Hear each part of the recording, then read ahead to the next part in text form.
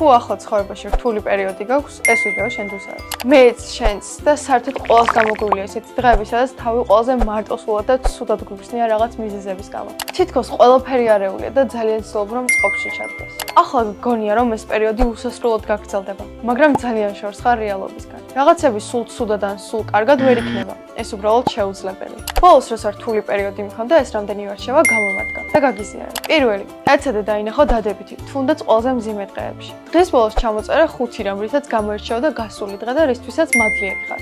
მეორე დღეს კი გადაიკითხე. ასე გაანალიზებ, რომ შენ ცხოვრებაში კარგი რაღაცებიც ხდება. მეორე, წარმოიდგინე, რომ შენი ცხოვრება ფილმია და მთავარი პერსონაჟი შენ ხარ. ახლა მთავარ პერსონაჟს რთული პერიოდი აქვს, თუმცა თუ გაუმკლავდება, ყველაფერი კარგად იქნება. მესამე, გააკეთე იმის საპირისპირო, რასაც შენი გონება გეუბნება. დაფიქრდი რა არის იმის გარანტია, რომ ეს რთული პერიოდი დიდხანს გაგრძელდება. საყვარელ ადამიანებთან კონტაქტის გაწყვეტა, ლოგინიდან არადგომა, მთელი დღე უმოძრაოდ ყოფნა. ამის შემდეგ კი გააკეთე საპირისპირო. მონიშნე კომენტარებში ადამიანი, რომელსაც ახლა ამის მოსმენა სჭირდება.